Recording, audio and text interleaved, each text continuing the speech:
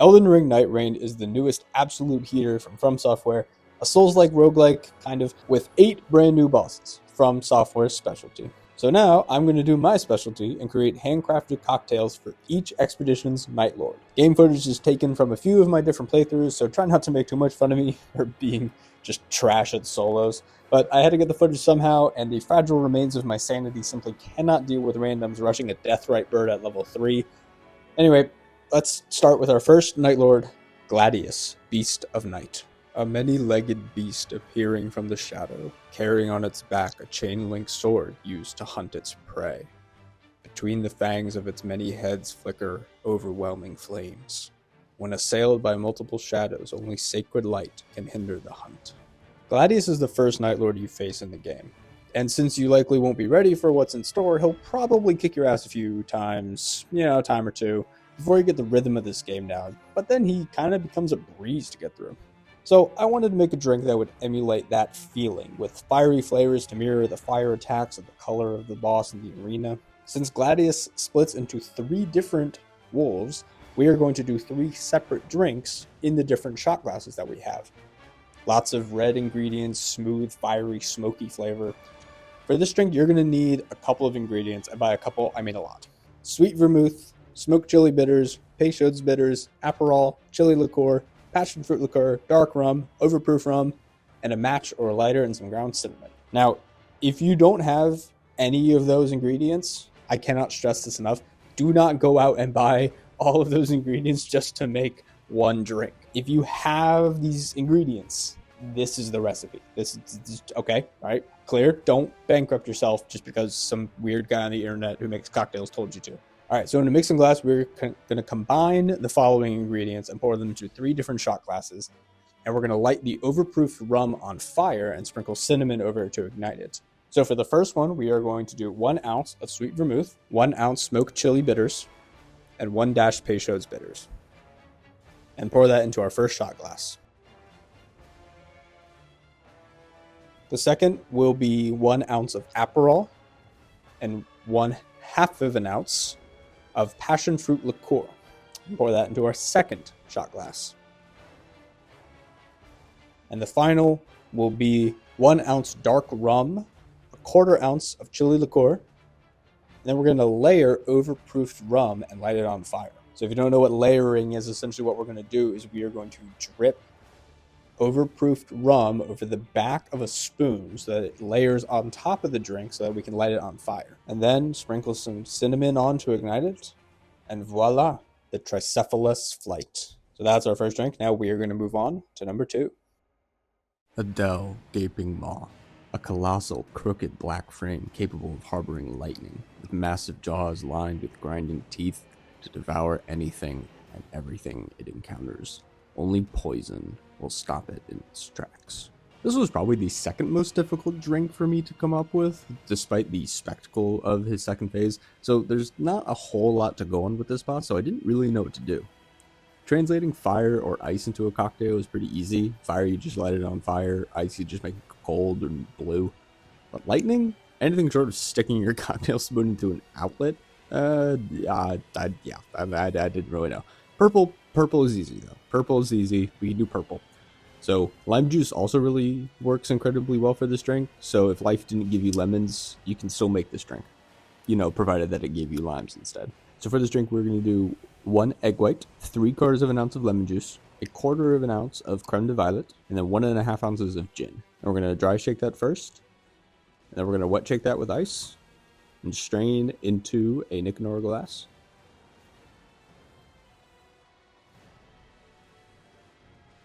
And once the drink is strained out, we are going to pour 1/2 an ounce of creme de cassis down the sides of the drink to make it the purple lightning. You see, it kind of looks like streaks of lightning. That's the best I could do. All right, on to the next one. Noster Sentient Pest, a flying insect and living shears that trail the earth. Those lucky enough to escape the former's rain of magic light fall victim to the shears.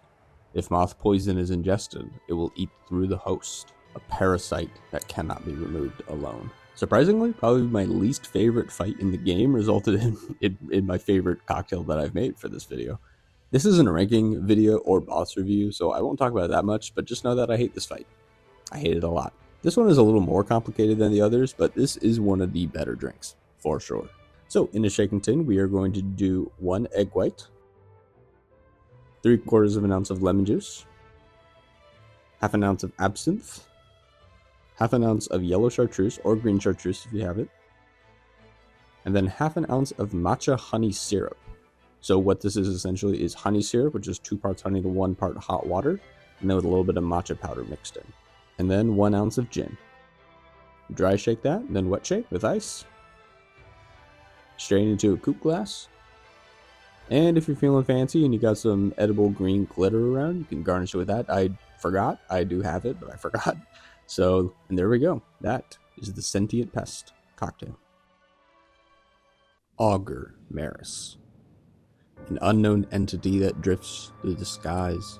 It makes an ocean of its surroundings, that it may blend with whatever life is found as if in a dream. Exercise caution, warriors. Exercise caution, my ass. The only exercise you'll be getting is the cardio for this fight, chasing it all around the arena, even if you're playing Iron Eye, which I am for all these clips. For those who have played the game, just watch out. This drink is going to be just as underwhelming as the boss fight itself. But honestly, I think the drink is better than the fight. So in a mixing glass, we're going to do 1/4 of an ounce of a Blanc Vermouth, or dry vermouth, 1/4 of an ounce of Creme de Violet, a half an ounce of Italicus, and then 1 ounce of gin. I'm going to stir that with ice and strain into a coupette glass, so it's a small coupe glass, or any kind of Nick and Nora coupe glass will work. And then at the end, we're going to do just a bar spoon of a blue curacao. So this is going to kind of capture the blueness of the arena, the color and the clarity of the boss and the bubbles, and really just the ambiance of the fight as a whole. I might hate this fight, and it might be a pain, but the music is nice, as is the drink. Alright, so we're getting to the second half of the boss and drink roster, and I just want to take a moment to say that if you are enjoying this video, I'd consider subscribing. My whole channel is playing games I've never played, getting my first time reactions, making drinks along the way, themed after the games, the boss fights, and occasionally being funny every 5 to 7 minutes. If you've been here before, welcome back. Seriously, I really appreciate it. If you haven't been here, you can check out my other videos here. I played Lies of P a little while ago. It's probably not the most well put together video because I was just starting and didn't know how to do it. I played Hollow Knight, 9 Souls, and now I'm playing Expedition 33. I always feel kind of awkward saying this part. Honestly, usually I write this kind of stuff down. I didn't for this, but you guys are chill, so I know you don't. I know you don't mind. All right, let's get back to the drinks. Libra, the equilibrious beast. A goat-headed being who pretends to be a man, said to be able to use a dubious form of alchemy. Counterfeit gold causes a loss of sanity, beckoning madness. However, those for foment madness are sure to succumb to the self-same malady in the end. If turning lightning into a drink is sticking the cocktail spoon into an electrical socket, how do you make madness into a drink? PCP? Nah, probably not. Libra is by far the hardest fight in this game. Like, no competition at all. So I had to make a drink that is just as hard, chaotic, and fiery. So in a mixing glass, we're going to do 2 dashes of Angostura bitters, 2 dashes of smoked chili bitters, 1 bar spoon of cinnamon syrup, 1/4 of an ounce of ancho raised chili liqueur, half an ounce of yellow chartreuse, and 1.5 ounces of a rye whiskey. Could be a bourbon too. Either works. Stir that with ice over a large rock into a old-fashioned glass, double rocks glass, and enjoy the equilibrious beast. Fulgor, the Dark Drift Knight, an ancient centaur consumed with battle. His fervor for the gods he serves yet burns within, wielding a sacred form of the knight's power.